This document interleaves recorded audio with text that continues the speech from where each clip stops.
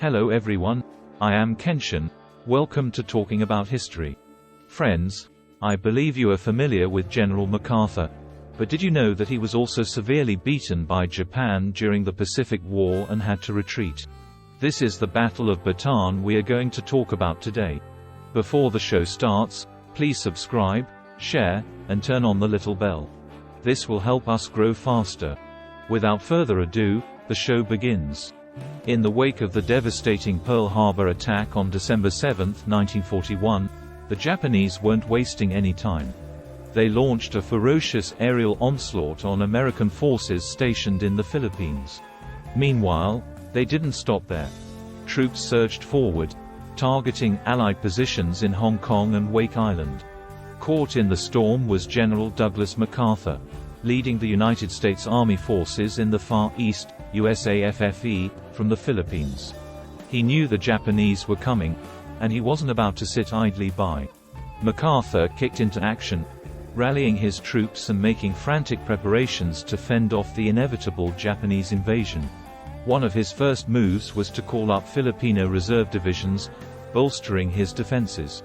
Initially, MacArthur wanted to hold the line across the entire island of Luzon. But with the clock ticking and the enemy closing in, he turned to a pre-war plan dubbed War Plan Orange 3, WPO3. This strategy called for USAFFE to strategically withdraw to the fortified haven of the Bataan Peninsula, just west of Manila. It was a risky move, but MacArthur believed it offered the best chance of survival. Holed up on Bataan, his forces would dig in, hold tight, and await rescue by the US Navy. The stage was set for a showdown of epic proportions. Battle of Bataan. The Allies prepare. Picture this: the Bataan Peninsula, a rugged stretch of land reaching from north to south, with its backbone formed by towering mountains like Mount Natib up in the north and the Mariveles Mountains down in the south. Covered in thick jungle foliage, the lowlands of the peninsula give way to dramatic cliffs overlooking the vast expanse of the South China Sea to the west, while sandy beaches line its eastern shores along Manila Bay. Amidst this rugged terrain, the only natural harbor graces the peninsula's southern tip, nestled snugly in Mariveles. As the USAFFE forces took the defensive stance, they had to contend with the challenging geography of the region. Roads were sparse, with a perimeter route tracing the coastline from Abacay to Mariveles on the east and then curving northward along the western coast to Malban. Another route sliced through the heart of the peninsula, running from Pilar to Bagak in an east-west direction. Defending Bataan fell to two newly formed units, Wainwright's 1st Corps in the west and Parker's 2nd Corps in the east. Together, they formed a line that stretched from Malban in the east to Abacay in the west. Given the vulnerability of the open terrain around Abacay, Parker's sector boasted stronger fortifications. Both corps commanders secured their lines on the imposing Mount Natib. However, the mountain's rugged slopes prevented direct contact between the two, necessitating patrols to cover the gap in between. It was a strategic dance played out against the backdrop of nature's formidable obstacles. Battle of Bataan. The Japanese attack. Imagine the scene: Japanese forces making their move, landing at Legazpi in the south of Luzon on December 12, followed by a bigger push at Lingayen Gulf up north on December 22. As they hit the shores, Lieutenant General Masaharu Homa's 14th Army wasted no time, driving south to take on Major General Jonathan Wainwright's northern Luzon force. Just 2 days after the landings at Lingayen, MacArthur kicked War Plan Orange 3 into gear, shifting supplies to Bataan while Major General George M. Parker got the peninsula's defenses ready. But the Japanese advance was relentless. Wainwright's forces found themselves falling back, retreating through one defensive line after another over the next week. Meanwhile, down south, Major General Albert Jones' southern Luzon force wasn't having an easier time. With worries mounting about Wainwright's ability to keep the road to Bataan open, MacArthur ordered Jones to skirt around Manila, declared an open city, on December 30. By January 1, Jones' crew crossed the Pampanga River, making a beeline for Bataan while Wainwright fought to hold a line between Barak and Guagua. On January 4, Wainwright finally pulled back towards Bataan, and 3 days later, the USAFFE troops found themselves within the peninsula's defenses. Despite having a hefty artillery backup, the USAFFE's supply situation was on shaky ground. The Japanese blitz had dashed hopes of stockpiling supplies, and there were more troops and civilians on the peninsula than anyone had predicted before the war. MacArthur kept pounding Washington, D.C. with requests for reinforcements and aid as Homer's troops geared up for an attack. On January 9, Lieutenant General Akira Nara led the charge on Bataan, hitting Parker's lines hard. Second Corps held their ground but took a pounding for the next 5 days. By January 15, with reserves committed and under heavy fire, Parker reached out to MacArthur for help. MacArthur had already set the wheels in motion, sending the 31st Division, Philippine Army, and Philippine Division towards Second Corps sector. The next day, Parker tried to strike back with the 51st Division, PA. It started well but soon faltered, giving the Japanese an opening to threaten Second Corps line. On January 17, Parker fought tooth and nail to regain lost ground. Despite some success, fierce Japanese air and artillery strikes pushed Second Corps back.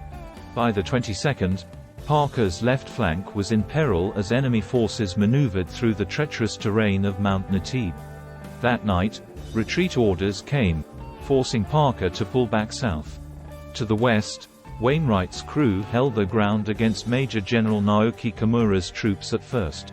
But on January 19, everything changed when the Japanese sneaked behind Wainwright's lines, cutting off supplies to the 1st Regular Division, PA.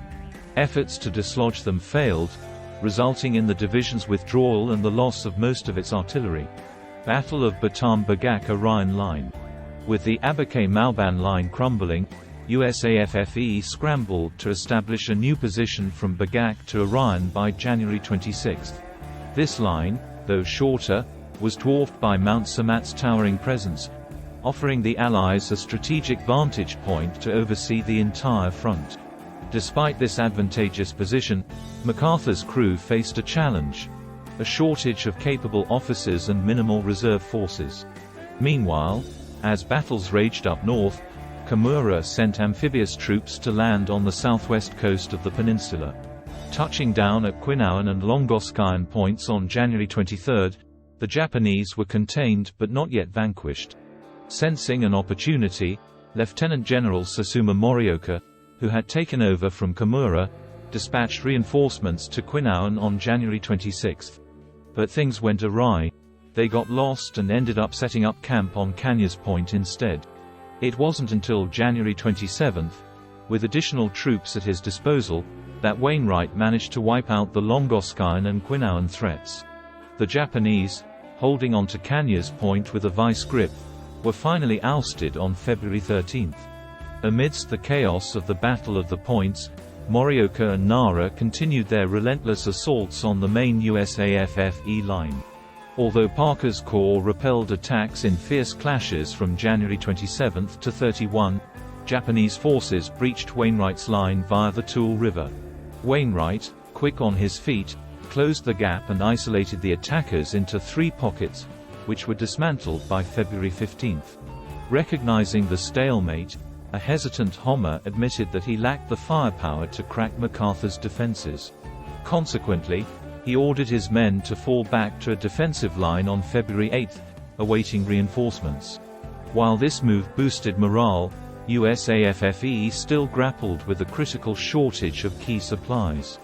Despite temporary stabilization, efforts to relieve the forces on Bataan and the fortress island of Corregidor to the south fell short. Only 3 ships managed to slip through the Japanese blockade, while submarines and aircraft lacked the carrying capacity to bring the required quantities. Battle of Bataan reorganization. As February rolled in, the bigwigs in Washington started getting jittery, fearing the writing was on the wall for USAFFE. Not wanting to lose a commander of MacArthur's caliber and fame, President Franklin D. Roosevelt gave the order for him to hightail it out of there and head to Australia. Reluctantly bidding adieu on March 12, MacArthur embarked on a journey to Mindanao by PT boat before catching a flight to Australia aboard AB-17 Flying Fortress. With MacArthur's exit, USAFFE got a makeover, becoming the United States Forces in the Philippines, USFIP, with Wainwright taking the reins. Major General Edward P. King stepped up to lead on Bataan. Despite March's efforts to whip USFIP into shape, disease and malnutrition took a heavy toll on the troops. By April 1, Wainwright's crew was scraping by on quarter rations. Up north, Homer took February and March to lick his wounds and beef up his army. Once it was back in fighting shape, they ramped up artillery bombardments on the USFIP lines. Then came April 3, a day etched in infamy. Japanese artillery launched an all-out assault, raining shells down like there was no tomorrow. As the smoke cleared, Homer gave the green light for a massive assault on the 41st Division, PA's position. Part of 2nd Corps, the 41st crumbled under the barrage, offering little resistance to the Japanese onslaught. Thinking King had more fight left in him than he did, Homer proceeded cautiously. Over the next couple of days, Parker fought tooth and nail to salvage his crumbling left flank, while King tried to mount a counterattack northward. But as 2nd Corps buckled under the pressure, 1st Corps began its retreat on the night of April 8. By the next day, with no hope left in sight, King threw in the towel, reaching out to the Japanese for surrender terms. Meeting with Major General Kamichiro Nagano on April 9, he conceded defeat, sealing the fate of the forces on Bataan. Battle of Bataan aftermath. Homer may have been relieved that Bataan finally caved, but he was fuming that the surrender didn't cover the USFIP troops on Corregidor and elsewhere in the Philippines. Gathering his forces, he made a beeline for Corregidor and, on May 5, launched an assault that brought the island to its knees in just 2 days. With Corregidor's fall, Wainwright waved the white flag for all remaining forces in the Philippines. The battles on Bataan took a heavy toll. Around 10,000 American and Filipino fighters lost their lives, with another 20,000 wounded. The Japanese, for their part, suffered approximately 7,000 killed and 12,000 wounded. But the real tragedy came after the surrender, as USFIP soldiers faced a grim fate. Over 12,000 Americans and a staggering 63,000 Filipinos were taken prisoner. Afflicted by combat injuries, disease, and hunger, these captives were herded northward in what history would remember as the Bataan Death March. With little food or water, those who faltered were met with bayonets or beatings. Thousands perished on the grueling march to the POW camps. When the dust settled after the war, Homer faced justice for his role in the march. Convicted of war crimes, he met his end on April 3, 1946, paying the ultimate price for his actions. What do you think about this story? Please leave your comments. See you in the next episode.